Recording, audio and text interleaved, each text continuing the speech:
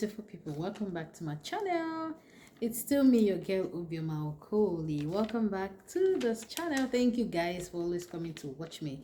My subscribers, I really do appreciate you guys. I appreciate everything you guys do for this channel. Thank you for the like, thanks for the subscriptions, thanks for sharing, thanks for the comments.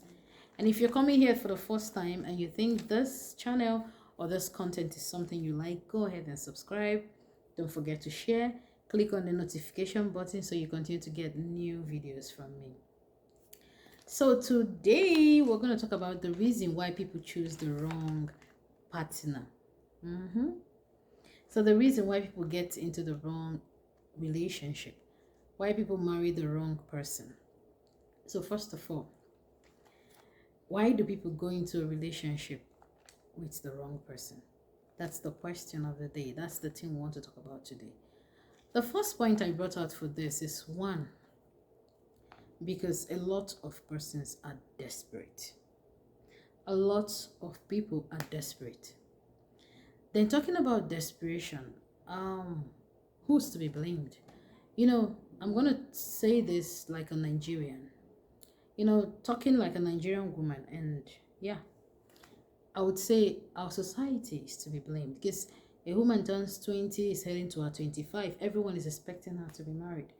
When she's heading to her 30s, everyone is expecting that she should be married with kids.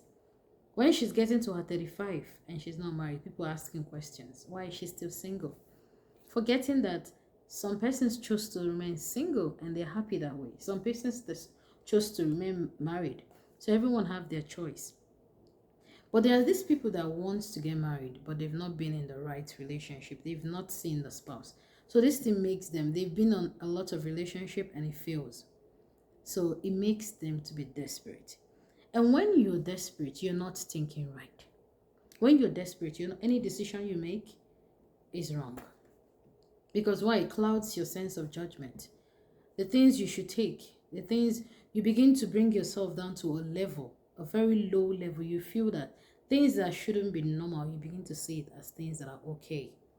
You begin to tolerate excesses from the people you shouldn't tolerate things from. You begin to take every shit people throw on you because you feel, oh, they're going to say I'm not married. So desperation is a big reason why people marry the wrong person. You've been at home, oh, I'm 32 years old, and everyone is asking me, why are you not bringing anybody home as your fiancé or fiancé? And then you say, okay, I'm going to marry the next guy that asks me out. And then this guy comes and this guy is giving you a lot of red flags. And you still be like, you know what? When I get into this marriage, I'm going to handle it. That's the one reason, desperate. The second reason why people marry the wrong partner is because they don't have time to heal when they've just coming out from a heartbreak. Listen, people, especially women, when your heart has been broken from a previous relationship, when you get out of that relationship and you feel broken, in that your brokenness, there's something you need to do. You need to build a wall around your heart. Forget about falling in love again for some time. Why do you want to do that? Because you need time to heal. At that time, you're so vulnerable that any idiot that comes around and cuddles you and you just say, okay, let's go. That's why you need time to what? To heal. Build a very, very tall wall around your heart. Whoever is talking to you at that time, just look at them and just go. Because you're not ready to be in that relationship. You're not ready. You're not going to judge correctly because you're not thinking right. Because why? You just came out from a very bad breakup. Build that wall. Get your notes. Write out the things that you tolerated in that relationship that you would never tolerate again. Write out red flags that you're looking in every guy. He'll be able to forget the other person permanently. When you feel that, oh, I'm now okay. I've healed myself. I'm now okay. I'm not thinking about him. I've moved on. And the next guy that is going to come to me, I'm going to watch if he does this. I'm going to check the way he talks. I'm going to check how he addresses me. I'm going to check if he respects me or not. I'm going to also check his opinion of me. I'm going to check if he's making me to feel inferior or not.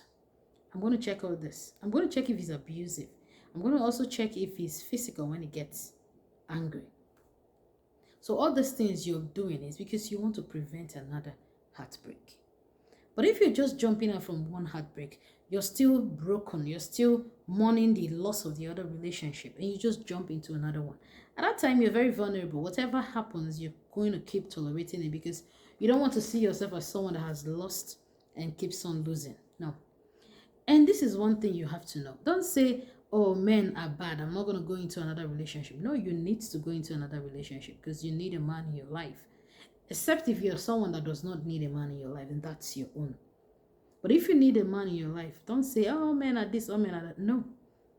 There's a saying that said, when you fall, when you're doing something and you fall, pick something up.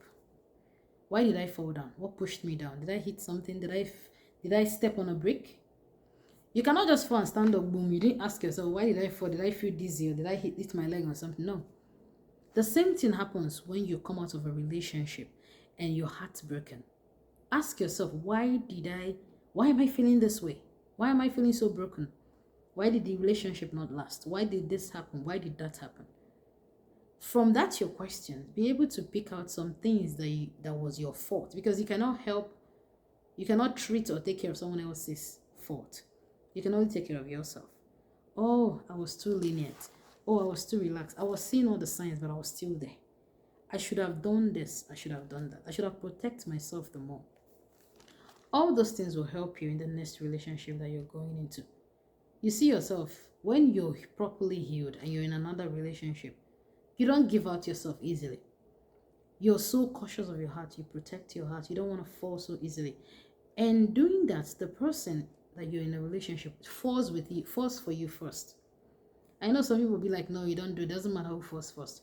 But the good thing about someone falling for you first is that you're sure, before you fall for the person, you're so sure that this person has fallen in love with me. So before you jump into another relationship, you need to heal. You need to heal. Then another thing, don't ever underestimate your instinct. Any doubt you have, take it seriously, because most doubts that we have about a relationship is actually our instinct trying to protect us from that relationship.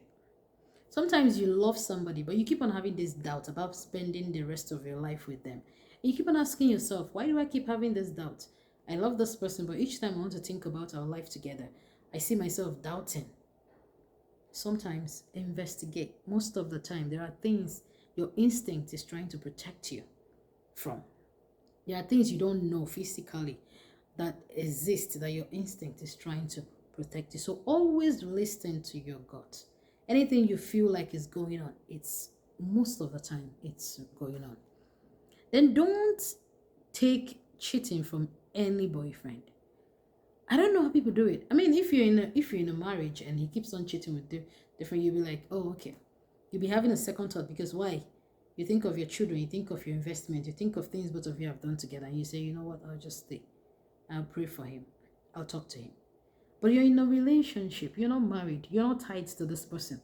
And he keeps on cheating from this lady to the other lady to the other lady, and you're still in that relationship. Sometimes I don't understand why. And then people tell me it's because they are in love, which is good. Love is a beautiful thing. But sometimes love is not enough. You can love somebody and he might be a monster. He might be a narcissist. And you say you love him, and you know that you might end up being drained if you marry to him. You might be drained emotionally, physically, any other way. So that's it. Another reason, again, why people marry the wrong person is pretense. Maybe the partner is pretending to be an angel, but we need to know that all that glitters are not good. Sometimes some things are just too good to be true. Nobody is perfect. If you're in a relationship and you and your partner or your fiance for once never had an argument, someone is pretending. Someone is not showing who they are. Once in a while, there should be an argument. Maybe not a heated one, just disagree on something. You've been in this relationship for once, you guys have never argued. You've always been agreeing with everything. If he says this, okay. He says that, okay.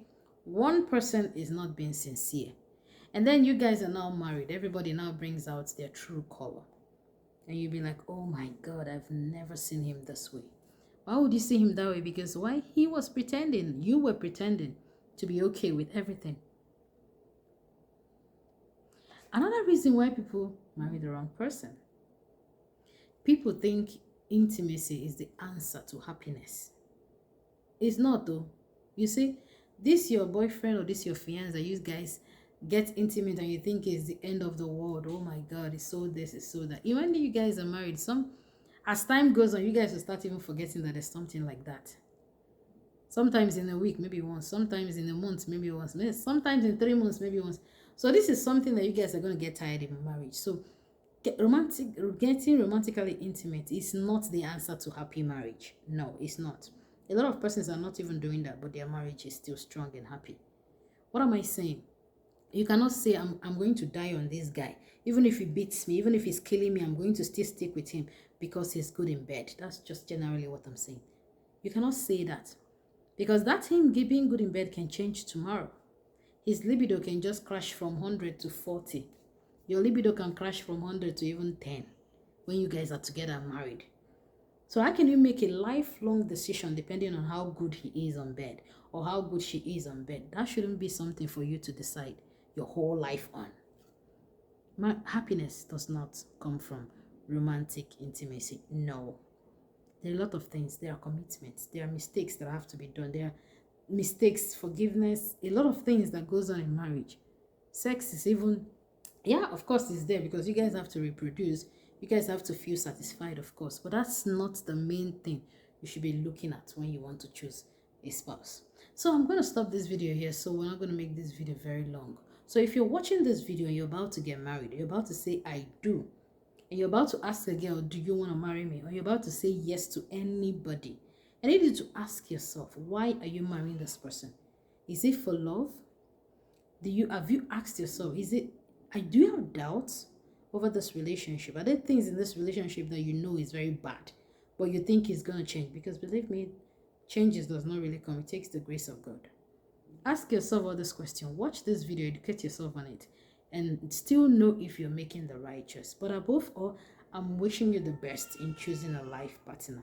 Go ahead and involve God in it, and believe me, it shall be a testimony for you. Thanks for watching, guys.